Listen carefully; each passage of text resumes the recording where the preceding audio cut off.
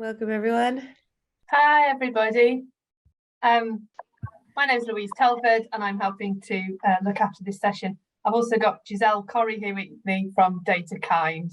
Giselle will be running the session.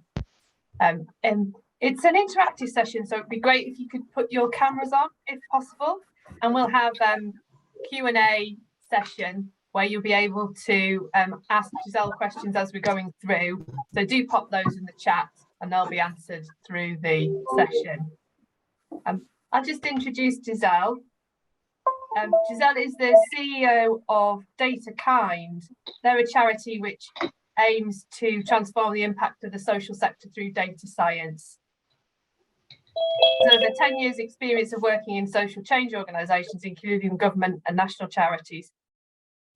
And at Rosa, we understand the power of data and how it can be a tool to drive change. So we're really interested in hearing more about this session. Over to you, Giselle. Hi everyone. Lovely to have it's Erin. Sorry I missed your call. I was calling someone else. I'm going to stick Erin on mute. There we go. Welcome everyone. Lovely to see some familiar faces and some new ones too. So as introduced, I'm Giselle. I'm the CEO of DataKind. I'm going to tell you more about me and about DataKind, etc. in a moment. But before I do, I actually have two questions of you. I'm going to put them in the chat here. The first one is to tell us who you are. So if you could introduce yourself in the chat, I'd love to know kind of who we've got in the virtual room with us. And then secondly, there's a link there from Menti. If you've used Menti before, you'll know what it is. If not, it's a little survey tool. So I've got two quick questions, so I understand who you are and what you're bringing into the room and how I can best help. It does also include the topics that I could talk about today. So I'm asking you to tell me which of those topics to talk about. So crucial to get your voice in there. Please go to that link and tell me what I should be telling you. Post it again there for any new joiners. So if you're just joining us, introduce yourself in the Zoom chat. Thank you, Libby and Natasha and Sam, and go to the Menti and tell me what we'll be talking about today. And Louise, if you're there still, is it possible to turn off the beeping? Do you know? If it is, please do, but no worries. I will do my very best. Thank you. So hi, Libby from Yellow Door. Brilliant. We've got Natasha from Bold Voices. Got Laura, Rape Crisis England and Wales. Colour, sorry, I'm saying that wrong.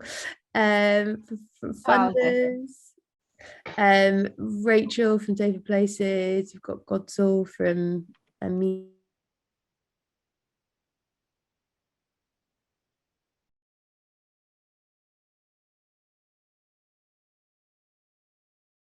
Sorry, Giselle, I think you might need to unmute yourself. Oh, I'm sorry, I was talking away. Try and stop the binging, so that's my fault. All right, no worries.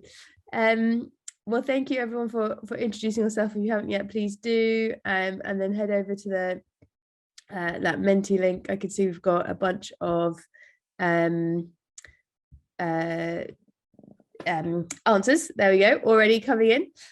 So that's brilliant. You'll have to excuse me today. I've got I am just fresh out of my COVID illness, as I've a little bit not myself, but I hope enough myself to do a good job today with everyone. Right, so if, I'm gonna one more time just before I move on to the content. I'm gonna paste that link for anyone who joined us late. If you did join us late, head over to Menti and tell me what you want me to be talking about today. Right, thank you everyone for introducing yourself. So before we get stuck into the presentation and we look at your Menti results and figure out what we're talking about today, I'm just going to introduce myself and DataKind a bit more.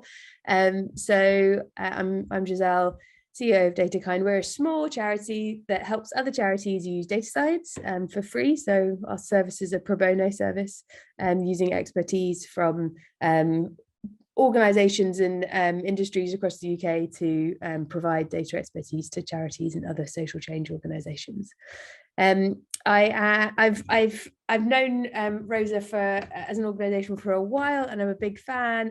In fact, I was part of the Women's Budget Group on their policy advisory board for many years, because in my what feels like a previous life now, before I joined DataKind 4 years ago as CEO, I was a childcare and family policy expert and trying to get government to be better on that. So I was part of a women's budget group, and with that hat on, and lovely to see their involvement here today as well.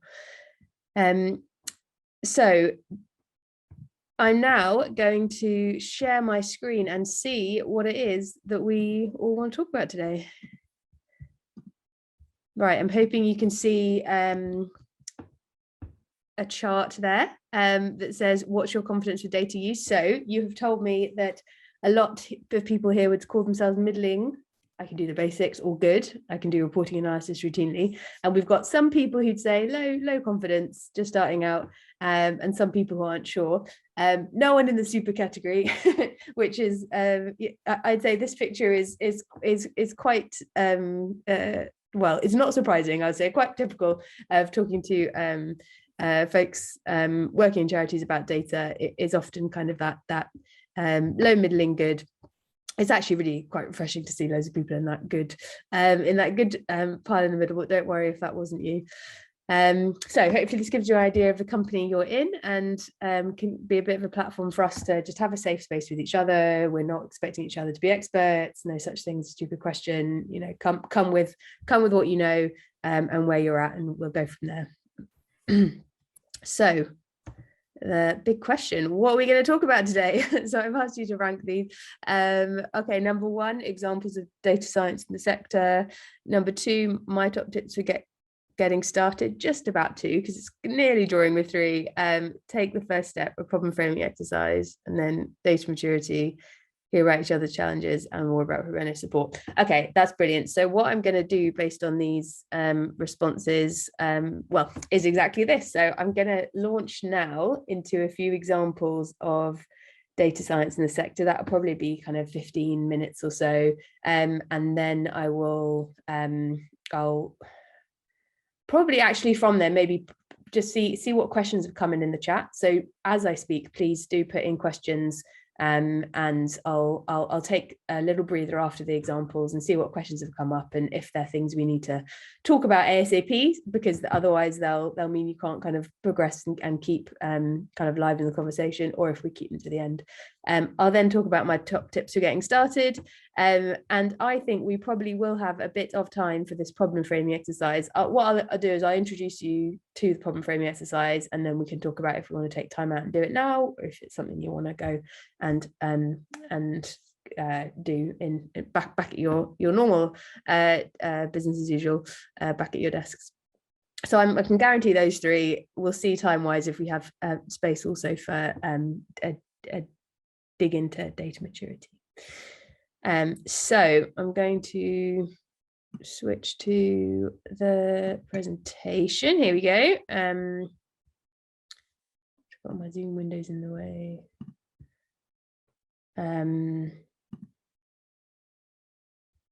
There we go. Can everyone see a Menti,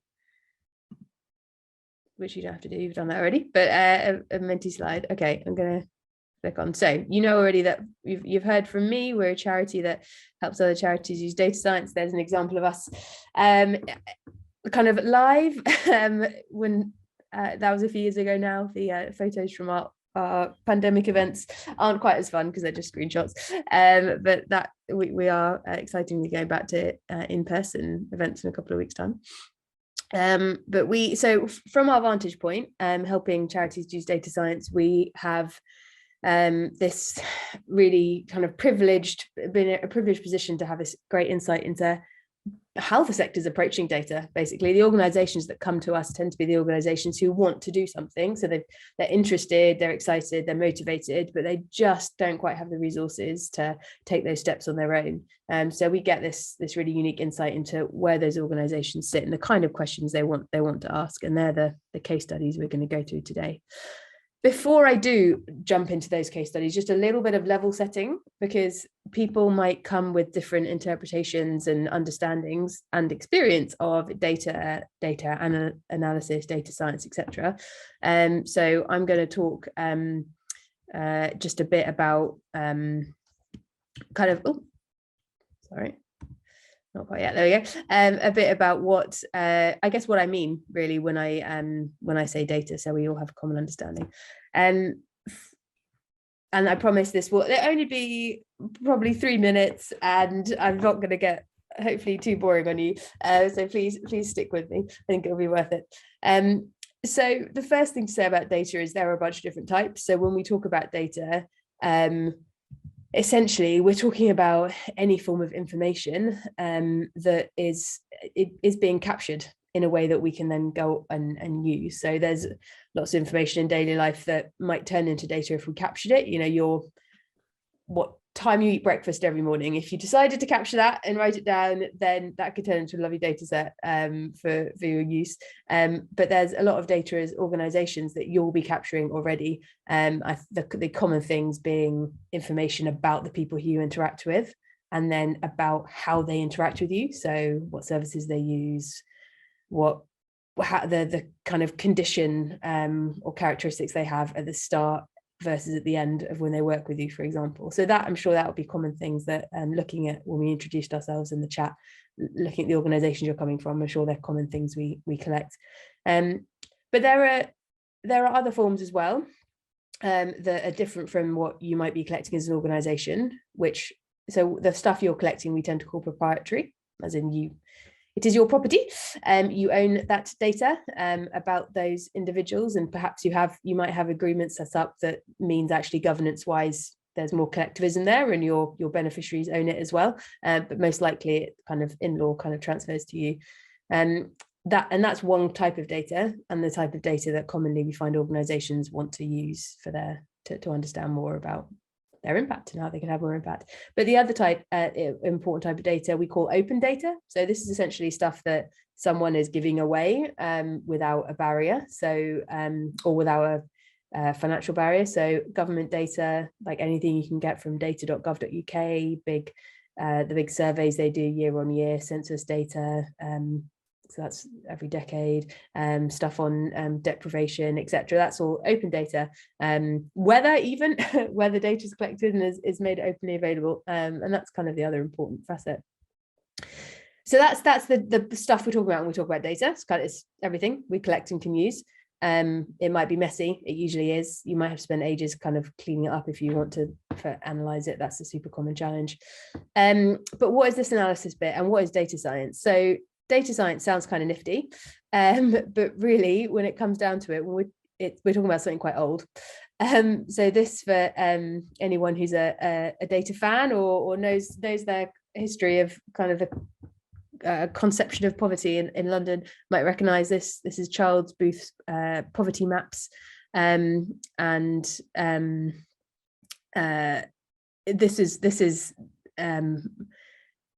more than 100 years old. So this is taking us back into when obviously no computers involved, but this is essentially, other than the lack of computers, the same thing as what we do now in terms of data science. It is collecting data on individuals or communities or physical structures, and putting it in a form that means we can take some insight from it. In this case, like Charles Booth, he took an approach that is not an approach we would perhaps share. You can see the key on the right has some quite dubious ways to categorize people, not even dubious, just culturally wrong now. But the reason I like to put this up is actually to highlight that.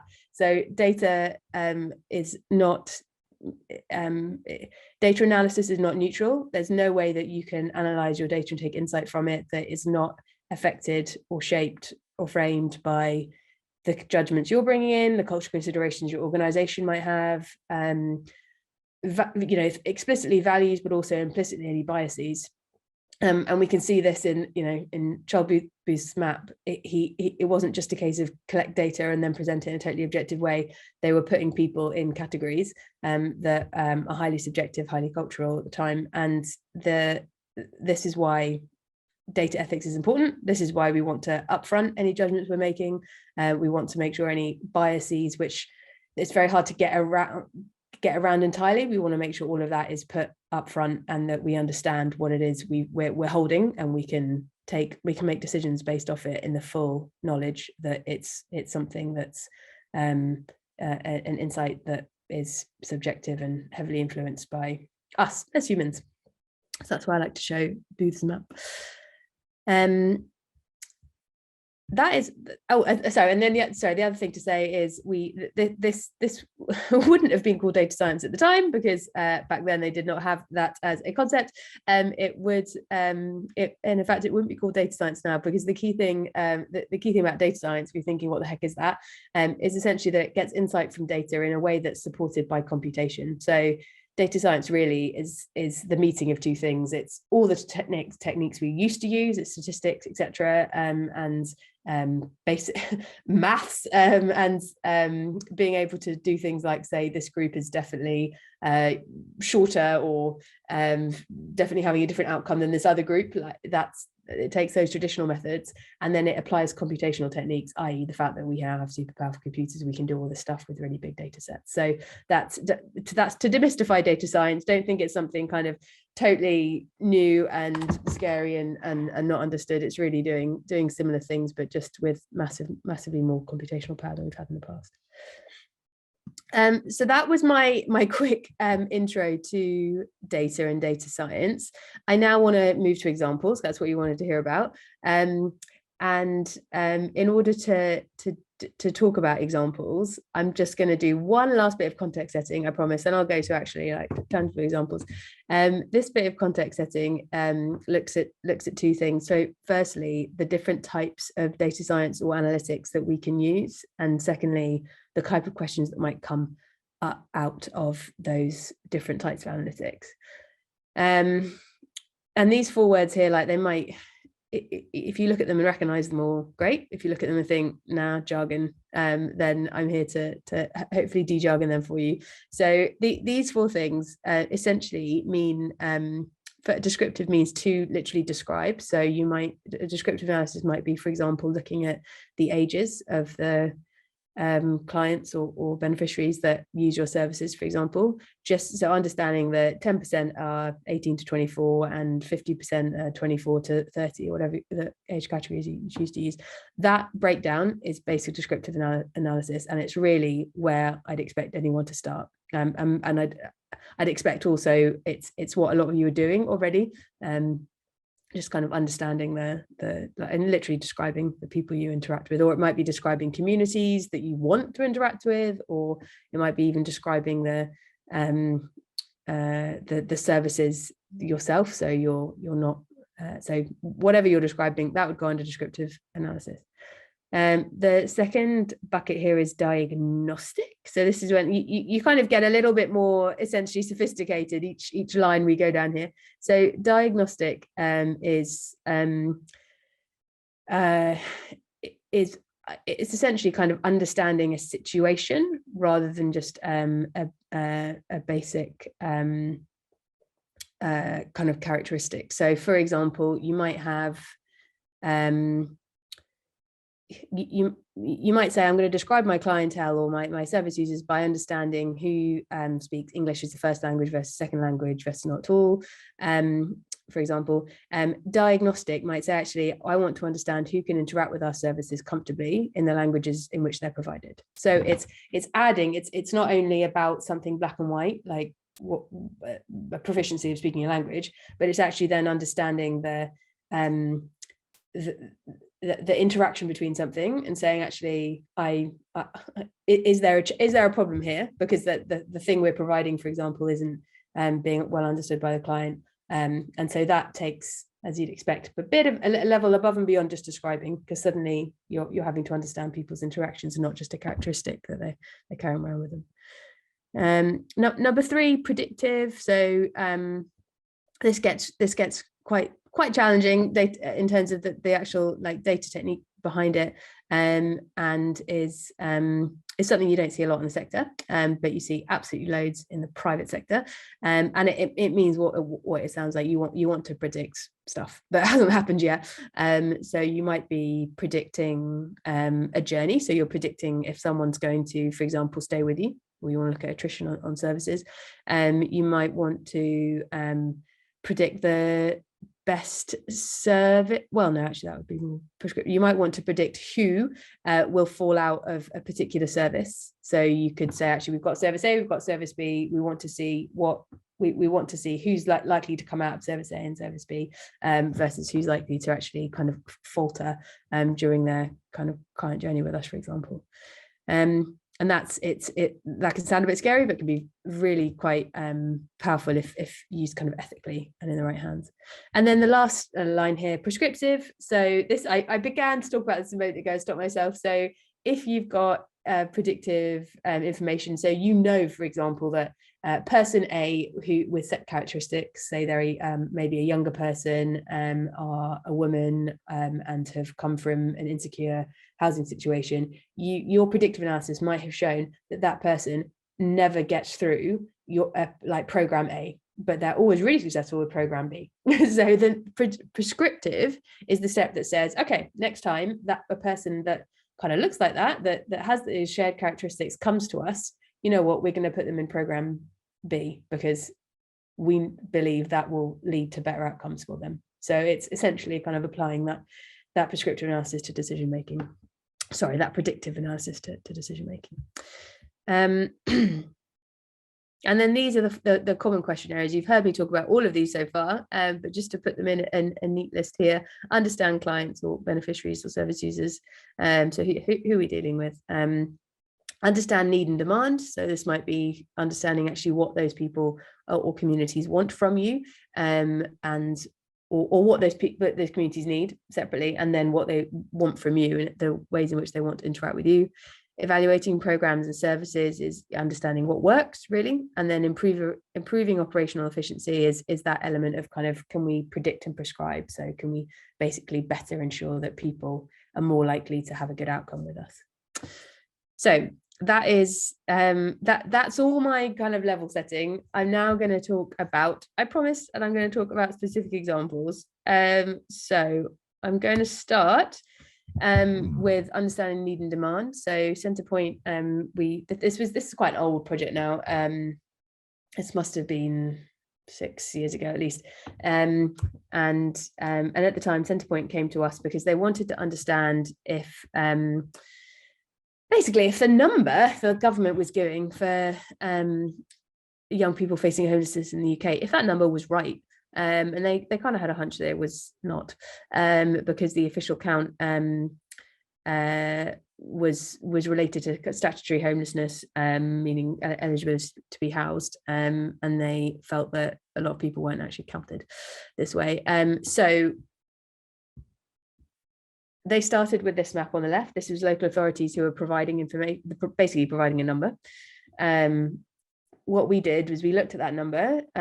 We looked with Centrepoint's guidance, because this was all coming from their subject matter expertise, about where they felt people weren't being not where, we're looking at a map, dangerous word, in what ways they felt people weren't being counted, and where we did have information from specific local authority areas on where people, or on where local authorities were doing something different. We could compare the kind of the official government numbers and other counts that had been done, or other maths that had been done, really, to understand who was at risk of homelessness. And we came up with this.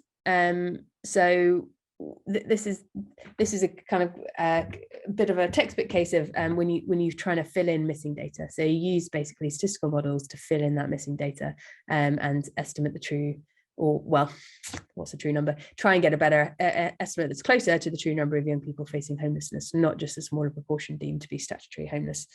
So official government figures at the time were about 16,000 in England. Actually, just we moved everything north of the border and Western Wales out of scope. And we said, we'll just look at England, and we went from 16,000 to nearly 10 times that. 140,000 was the number we thought was probably closer to the truth.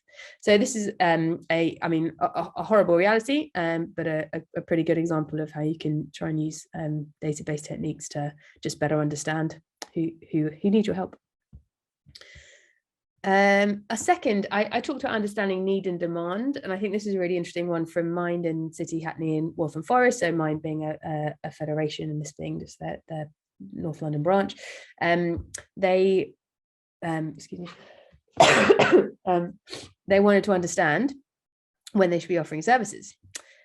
So they looked at they looked at two things. Firstly, they wanted to look at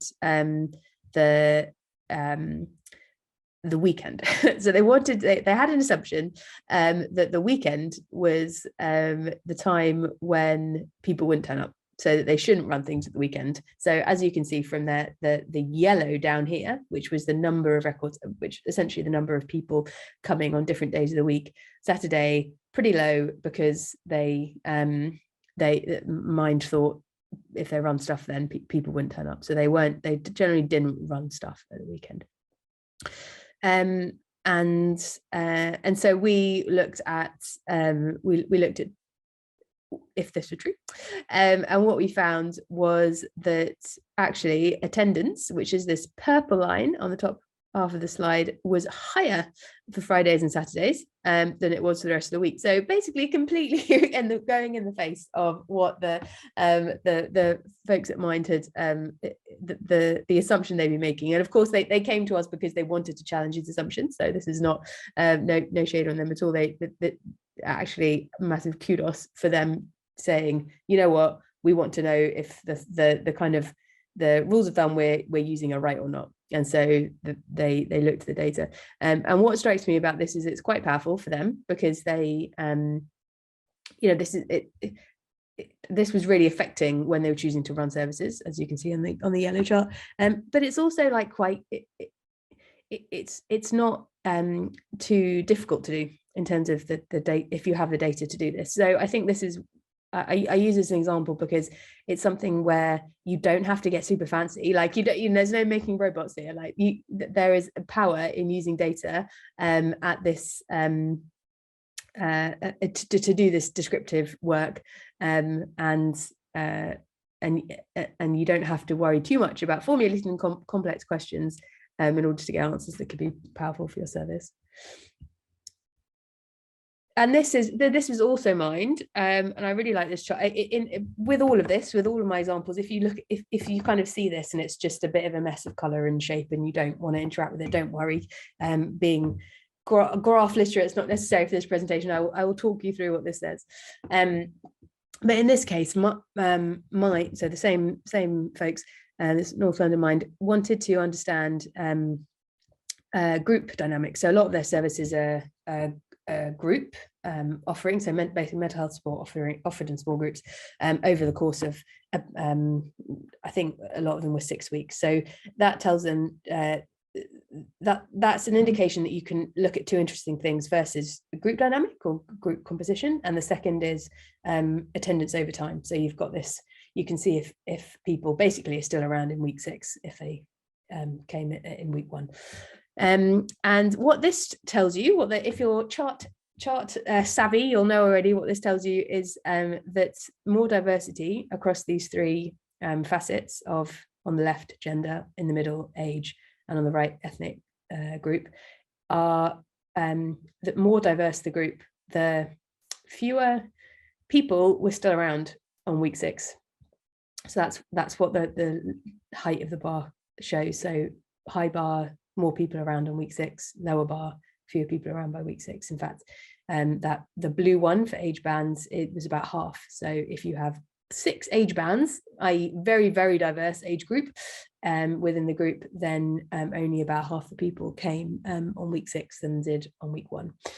So this, and well, for me personally, I don't want this to be true. You look at this and you think, oh, I prefer a world where we liked kind of being interacting with people who are different from us, but there was something about this particular context for minds groups where that wasn't the case, and something wasn't going right for people. And so this is a great example of where you essentially ask a question and then the answer you get is really just seeds for a gazillion more questions. So you can't act on this. Well, no, I'll put it this way. I wouldn't want an organization to act on this information. Like, this is the foundation to go ask more questions, which is exactly what mine did. They wanted to go out and see what, for example, what else is related to are diverse groups different in some other way? Is there some other factor which we can't see in this chart, but which exists in reality, which is actually influencing attendance over time much more than just the basic facts of whether a group's diverse or not, for example. Yes, ask lots of questions for more digging in the future. Right, what example? Number 3 example, as I'm going to just look at one from outside of the DataKind world. So I don't like just to talk about DataKind examples, because there's loads of other good data work going on in the sector. This is Visit England. This is work they did themselves and then and published, looking at if they can segment their users into meaningful groups. And segment it's a data science jargon word, so I'll probably ring my kind of my jargon bell. But it's essentially it's very similar to I think the use you'd find in kind of day-to-day life. Essentially means can we take a whole mess of people and can we create pots that they, roughly more or less kind of fit into. And this isn't just the difference between what we've looked at just a moment ago with age, for example, is that you probably wouldn't have a segment that was just age. A segment would be a mix of things. So it would be, for example, your segment might be in our very political times, it might be older people who voted a certain way for Brexit, who live in a certain level of rurality and have a certain income, for example. That might be your segment, and then you'd then have other segments for younger people of different income levels, etc. So Visit England said, can we segment our users in a way which helps us? And they did. And I think this is just a great example of segments, because they've it's not only kind of putting people together in a group, but it's a group that then makes sense for Visit England and how they then market their services going forward. So you can see here, they've got these 5 groups: country loving traditionalists, fun in the sun, fuss free value seekers, free and easy mini breakers, aspirational family fun. So just to take the very last one, that the aspirational family fun at the top left, typically information hungry, London based high earners with children at home. They regularly take city breaks where they can indulge in active family friendly pursuits such as sporting events and cultural visits. So, and yeah, that's very specific. I don't want us to get into like the rabbit hole of what we think of as what holiday segments we have, but what I want you to think about here is how do you think about your service users? Because probably how you think about the people that are interacting and the communities interacting with your organizations already are likely to, you're probably doing segmentation. Like, data science is generally us trying to copy things we do in our brains, but using data and computers.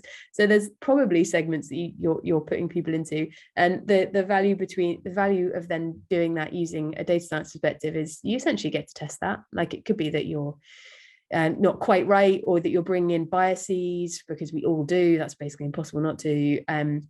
And actually, if you then bring in data and do that out of your brain and in the slightly less subjective world of data science, then you can really question those and see if they're right, and then of course put them to valuable use for your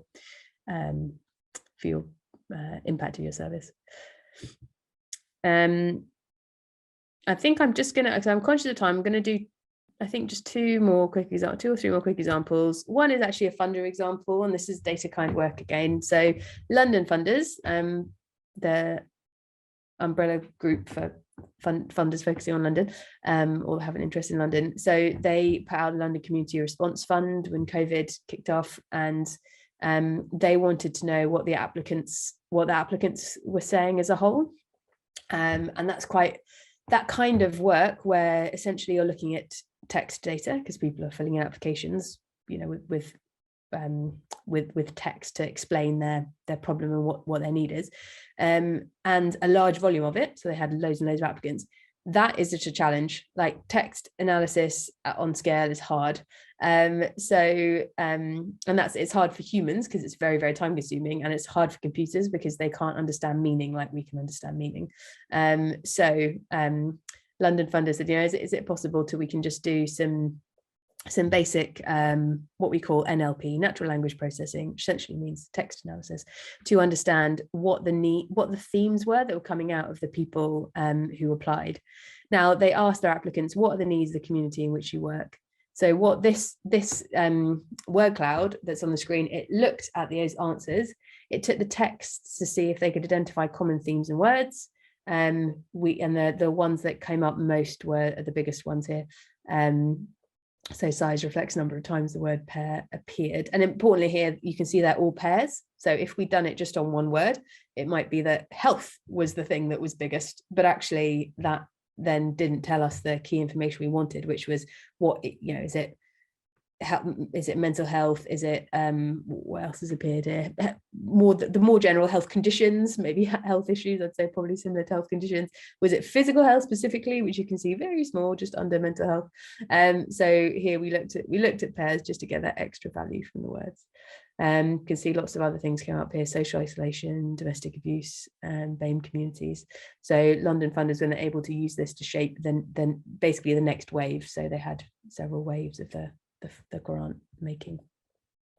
And I'm sure there's if you have data that's text, there's normally something valuable that can be done with it, but I just have the caveat that it can be tricky. Text is computers are just much less good at taking meaning from words on a page than we are as humans. This one is, so I think this is going to be my penultimate example. So Buttle UK for children and young people. I wonder if actually we have anyone. So this is aged a little bit. Actually, a lot of the examples I've given so far have been quite recent. This one is quite old, so I'm sure Buttle have, I guess that's my caveat to them. Buttle doing, I'm sure, lots of great stuff now. This was some insight that they took probably about at least 4 years ago. From working with us.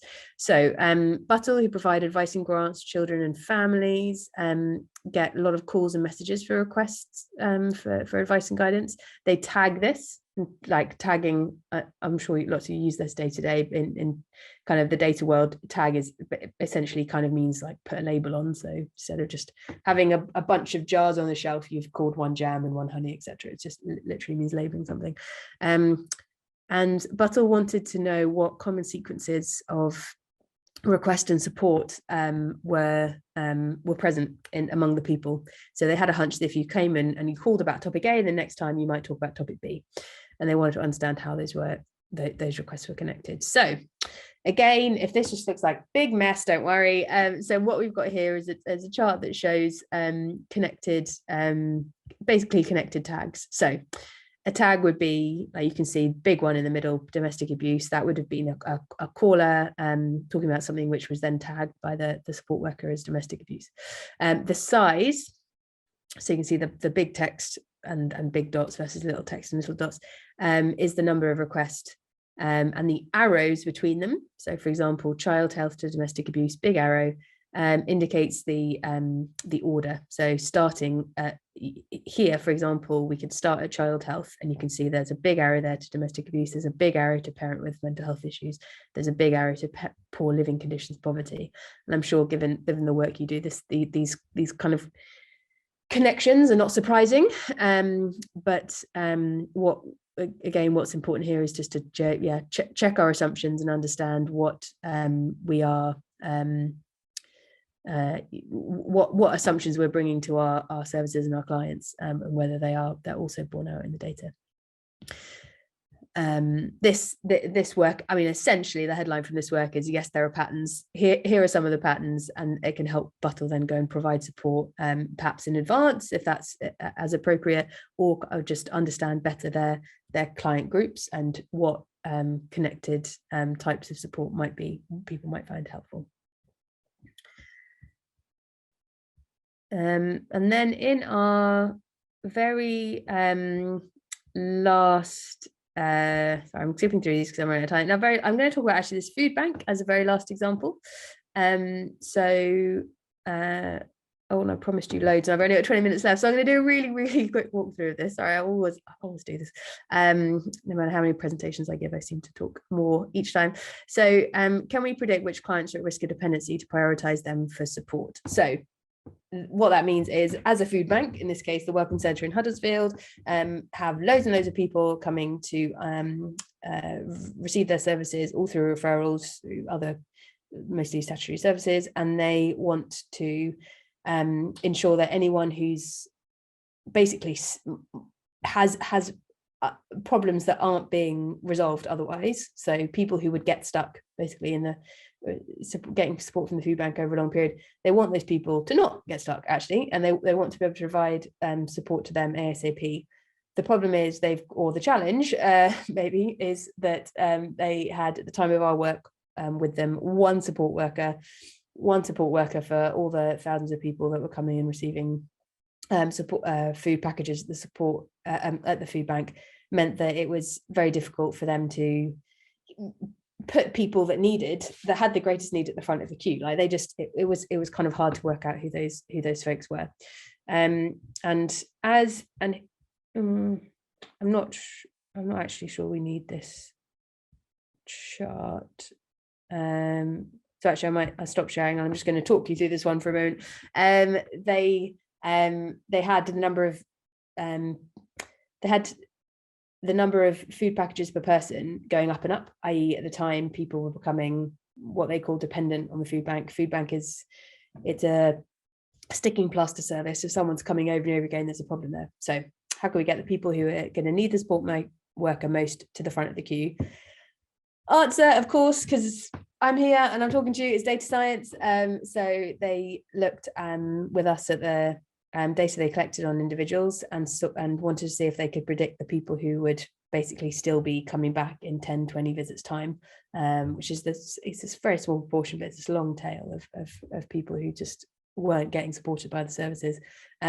Short answer is yes, you can predict who's going to be coming back, and they used that model to inform decisions that were being made about who received what support first.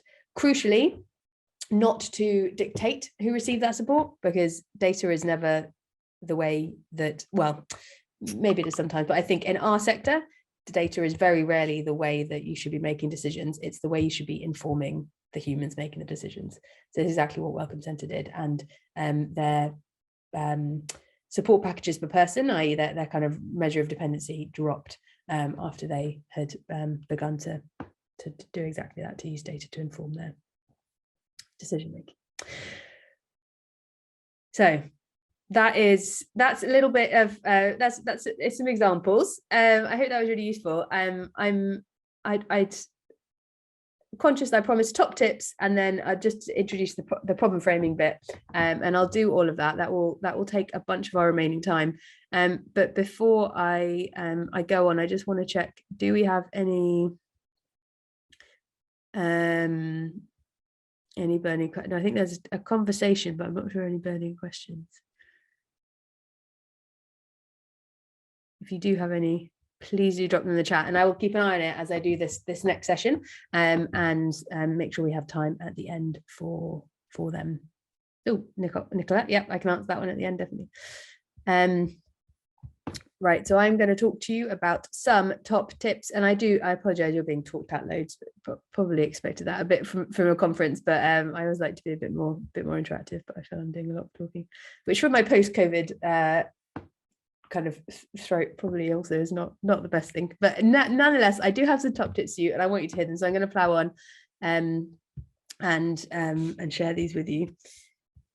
Right, let's do some, sorry, more slides, do some screen sharing, a bit more orange. Here's our color. Right, there you go. See my orange top tips. Right, cutting to the chase, I have 5. I'm going to read these out. Feel free to do the same. it's not really about the data. That's my first top tip. I will talk about data till the cows come home, but the key thing is your challenges and what you need to solve them. And data might be a part of that, but it's just a tool. It's not an end in itself. So I'll talk a bit more about that in a second. Invest in people before platforms. Just that's my way of saying there's probably some great people in your organization that you can upskill or give some time to do this kind of work. And maybe you need some software as well, i.e. platforms, but you probably don't have to at an early stage throw too much money at the problem. You might have to throw a bit of money at the problem later on, but definitely not at the start. Or invest in people first, which I know is a cost as well, but maybe a bit of a different one. Start from where you are, so pick the right tools for you at the moment. This just really means if you're starting off with the basics at the moment, pick the tools that let you do those things. Don't worry so much about creating kind of castles in the sky, which is just a million miles from what you need right now.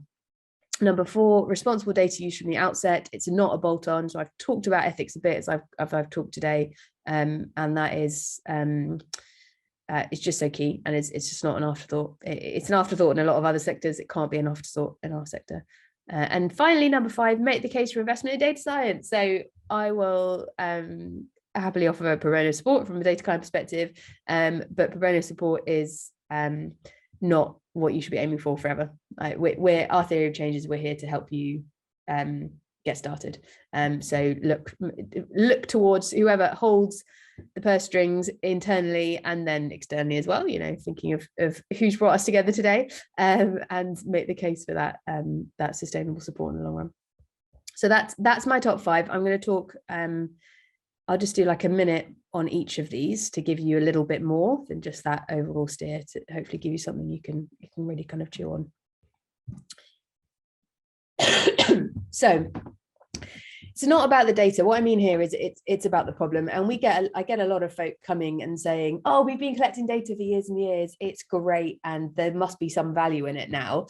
And I'll turn them around and say, maybe there is, maybe there isn't. Doesn't really matter. What's your challenges? Like, what is the things that really hard for you today? And that might be, I see over a small charity. Mine is very often, persuading people to fund me. So is there some work around kind of demonstrating impact that you can do with data? Actually, is your challenges more operational? Is it that you're feeling like maybe the service isn't very efficient because you've got loads of people coming in, but you're not entirely sure what's happening to all of them when they come out the other end of the service, or you don't know where they're going next, or you don't know if the support you're providing is sticking. It'll be very specific to what you're doing. But what are those things? What keeps you up? What's kind of center stage for you, and can data be used to solve that? And then the slide I've got here is what makes a good problem. I'm sure you've seen versions of this before. Essentially, this is about something that is very specific. Not kind of a vague. I've said here, not a who are our users, a bit vague, but actually what proportion of our users are female. The more specific you can get with the questions, the easier it is to answer them. That's true of data work. That's probably true of life in general. Come to think about it. Actionable. So don't ask questions because you're curious in the abstract. Like, curiosity is great, and obviously it drives our lives, and it can drive your data work, but only if it's leading you somewhere. Like, if an organization comes to us and they want to do a project, and I say, right, if we do all this and it works and you get what you want, what then? And they're like, well, don't know. Then that's not that's probably not a good use of our time. It's definitely not a good use of your time. So what action happens if you knew something? What could you do? Identify gaps. So this is a kind of complementary approach. Sometimes you can basically list the things you don't know and then reflect on what, if you knew what, then which of those are actionable. I'm getting lost in my words. And then the last point here is reflect on a hunch or hypothesis. You heard me kind of frame a lot of those case studies that way. So things that kind of came out of people, because it's not organizations, it's people at those organizations thinking, oh, you know what? I reckon it's always the people from this particular, or these for wards or that local authority who do well in the service. And I wonder why that is, because people from that other local authority don't seem to like it. So it's, you're the ones that know, and you and your staff, your colleagues, you're the most powerful data scientists that could ever come to pass. It's you kind of passing all that information day to day. So use those hypotheses and test them.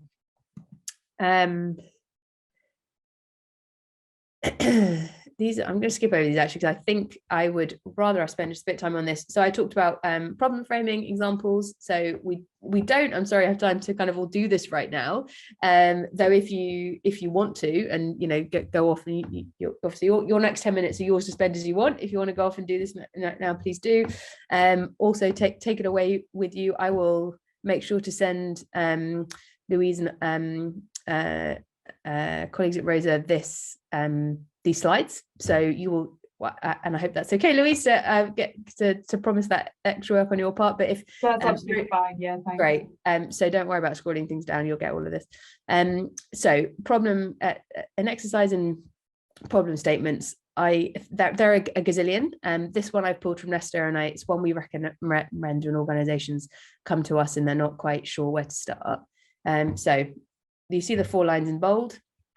They're the things I want you to think about. So our organization's problem is that, or you can, if you don't like problem, you can replace that with challenge or current sticking point or whatever it might be. But essentially, kind of what's the thing you want to turn around here?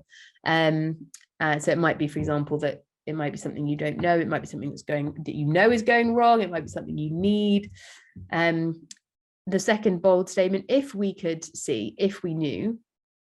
So what's you want to know? Like, if we knew who it was that was benefiting from program A versus program B, if we knew why people weren't doing well at our South London location, etc.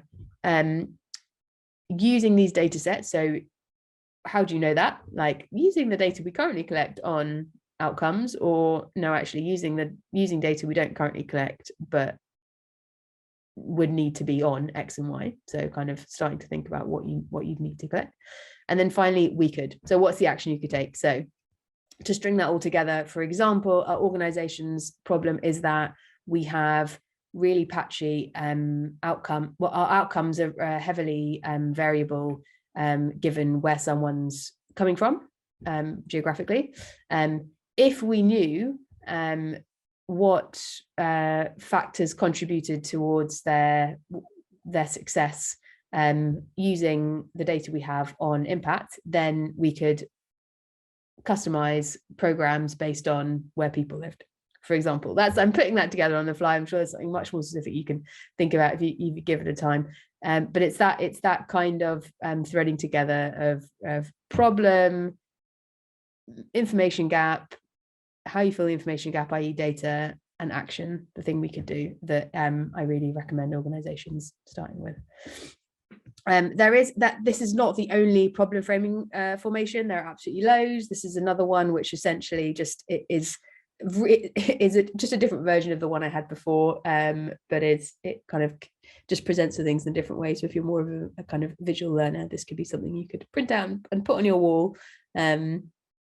It also asks some additional questions, like you can see on the bottom left there.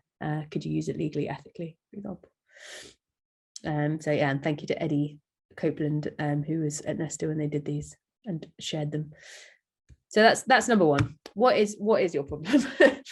to put it briefly. Number 2, invest in people before platforms. The reason I put this up in my set of tips is because it's just a mistake I see organizations make often, that they'll chase the big fund to do the big CRM transformation, or to get the big bit of analytics software that costs like 20 grand or whatever it is. And you don't have to. But maybe you do. I cannot talk individually to your situation. You might need to do that. But I know for a lot of the organizations that come to us, actually, they could do a heck of a lot on a shoestring if they, when they actually, because we see it happen when they invest in staff that are motivated to solve these problems and give those staff a bit of time to solve them. So here's some like more concrete examples of that. So you can, so I've talked about upskilling staff, so you might need new hires, but for a lot of organizations I see current staff members doing heck of a lot and learning heck of a lot. So look to see around you. Like, I think motivation and interest goes a long way, and a lot of people are motivated and interested in the data work from my experience, just because it's essentially it's another progression route for their career.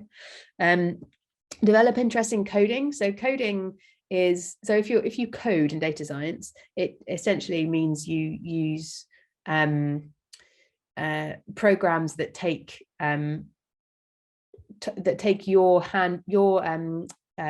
tasks inputted as words, rather than your requests inputted as clicks. So like, if you go to, like, you came to Zoom today to be here and you just followed a bunch of instructions and you clicked things, that's one way to kind of interact with computers. The others essentially is code. So you, instead of clicking through, you'd bring up a equivalent of a Word document and you'd say open Zoom, enter, and it would open Zoom, and you'd say go to session XYZ, etc. So that's really what coding means. And in data science, if people code, it normally means they use either Python or R. They are the icons on the top right. The reason I bring this up is because they are free, or they are open source, which is the data word, the computer word for free, and they are great. And just well, not every, I'd say 90% of data scientists use one of those or both of those, and you can get so far with them. So please don't put loads of money onto platforms if you haven't yet considered training up someone to use something that is open source. Use support networks. My third point, so people can learn loads from each other. I've put, well, DataKind has one at the bottom, Social Data Society. Also, more recently, actually, the Data Collective. I'd really recommend if you're a data person in the social sector. We've incubated that, and we've just got some funding to actually launch it properly, so that's going to happen imminently. And yeah, often people just need each other actually to learn from and ask questions of. And then last is apprentices. So there's been a bunch of stuff on the news, well, the very specific data social sector news in the last couple of months about various funds for apprentices, and because the apprenticeship levy, you might get this for free. So I'd recommend, if you are interested in this, looking into where you might who you might be able to hit up for a data apprentice. My third point, pick and mix the right tools for you. Again, I want to talk in the specifics here, not in the abstract. If as in my previous slides, you think coding is a way to go and you want to get someone on who can learn all the nifty stuff and do it all for you, that's brilliant. If actually that's just not, that's not where you are, that's okay too. And there are loads of ways you can get there without code, and I've listed some here. I mean,